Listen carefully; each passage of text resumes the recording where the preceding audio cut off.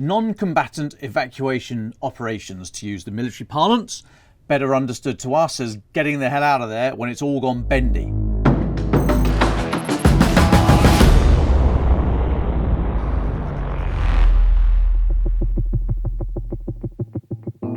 In the event of a crisis, such as this week in Sudan,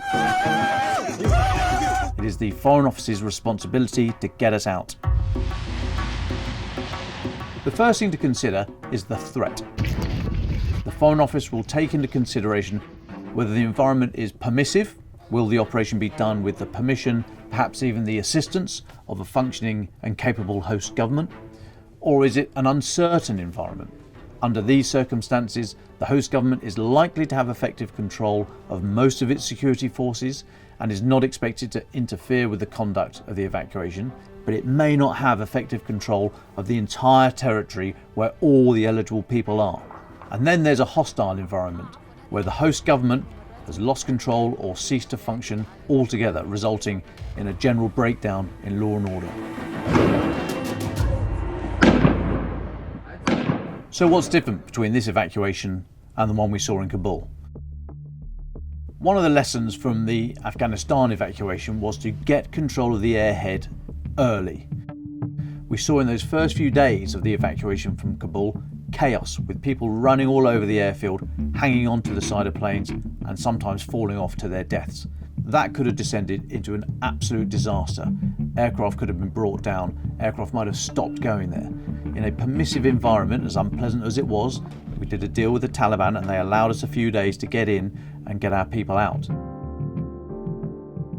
Once we were able to control the airbase, there was a measure of control inside. The chaos happened at the gate to get in, and then of course there was the suicide bombing. Now the government, the military and the Foreign Office will be desperate not to repeat those scenes. Khartoum airfield is in the middle of the city, which is the worst place to have it. It is under fire. Aircraft have been destroyed on the tarmac in the airfield. You do not want to go anywhere near that. So they've used the Wadi Saidna air base about 20 kilometres north of Khartoum. That way they are well away from the fighting in Khartoum. They're able to control access to a better degree, they would hope, than was the situation in Kabul. So on paper, whilst we might say it is a permissive environment in Sudan, at the moment it would be graded uncertain.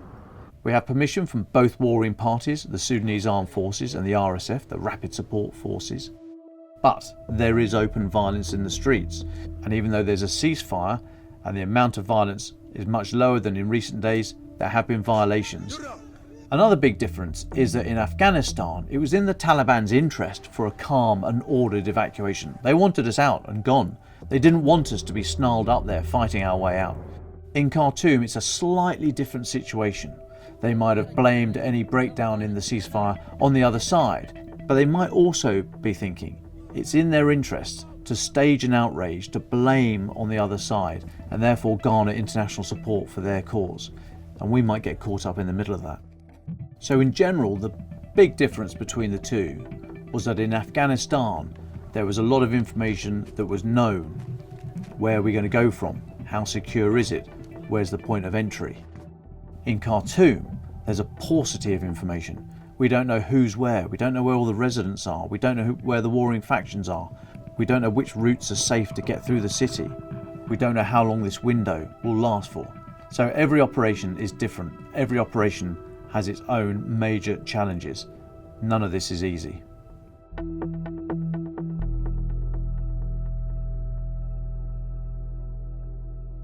The legal justification for our armed forces to enter another state to rescue eligible persons may arise in different ways, ranging from explicit permission from the host nation, by justification under national self-defence as enshrined in Article 51 of the UN Charter, or by an actual UN Security Council resolution, although given the time to react in these situations, that is unlikely. The military will write, with very clear legal guidance, the rules of engagement for evacuation operations, which could include the use of heavy weapons and even air power if necessary. The embassy will likely be backed up by the military by means of an OLRT, an operational liaison and reconnaissance team, such as we saw arrive in Sudan early in this crisis. These are specialist military planners trained for work in crisis environments and with experience of working with other government departments. They often deploy in civilian clothes and by civilian means to avoid spooking the locals. Nobody wants to wake up to find a bunch of uniformed Royal Marines outside their bedroom, I can assure you of that. They are the link between the embassy in country, the military chain of command back in the UK, the host nation, other allies, and any other players that turn up.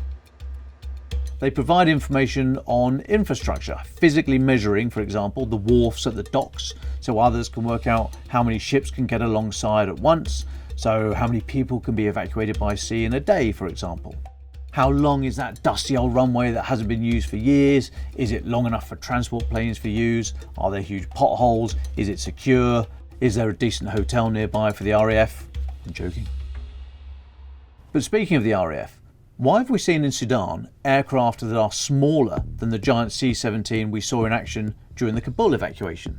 The simple answer is, it's the engines.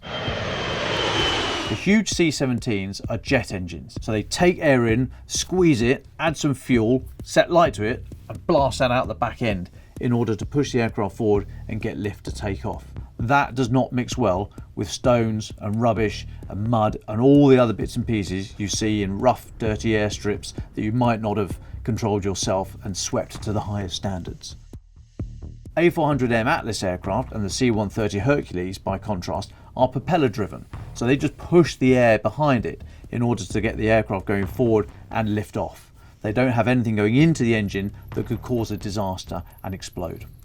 So even though they might be smaller and you can fit fewer people in for each run, they are much safer. They are designed specifically for these out-of-area operations, to work out of dusty airstrips, even landing on beaches on occasion. They are the perfect aircraft for the job. It is not the responsibility of the British government to go around door to door picking people up and taking them to the point of embarkation. As harsh as that sounds, in situations such as this, it is just not practicable to be able to do that. So the individuals are asked to make their own way, preferably not just to one point, but to, let's say, 2 or 3 points, so there's no bottlenecks. From there, they would be picked up by the Foreign Office and taken to the point of embarkation, which could be an airfield, it could be a seaport, or it could be a road convoy to get out, such as many have done north into Egypt.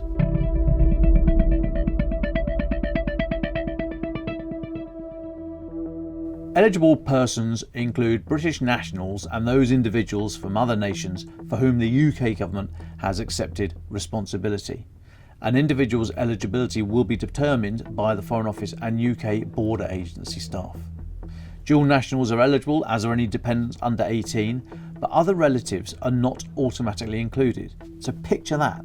A dual national turns up at an evacuation point to be told their aunt and grandfather are not the responsibility of the British government and there's no room on the plane for non-eligible persons. How does the Foreign Office, the military and the dual national handle that? These operations might not be combat ops, but they are fraught with tough decisions. So whereas in general combat, it might be quite easy to see where the operation has ended. You've taken the position, you've defended the stronghold, the enemy have gone away. In evacuation operations, it is very, very hard to draw a line to say that is it, that's the end. If you haven't got all the eligible people out of the country by the time the window of opportunity collapses, the warring parties start fighting again and you can no longer operate, does that mean that the operation is over? Does that mean it's been a success? Or does that mean if there are still people on the ground who are eligible to get out, that you have to go back in again? These are tough calls to make. Defence in Depth is a weekly video output by the Telegraph of the big defence stories. For a quick rundown on the crisis in Sudan, I'd suggest watching our video, Sudan's Conflict Explained in 5 Minutes, featuring Roland Oliphant, our senior foreign correspondent, and Rasputin Looky Likey. For more defence stories, we've left links in the description below. Please do visit our website for the latest updates, news and analysis, or failing all that, buy one of these.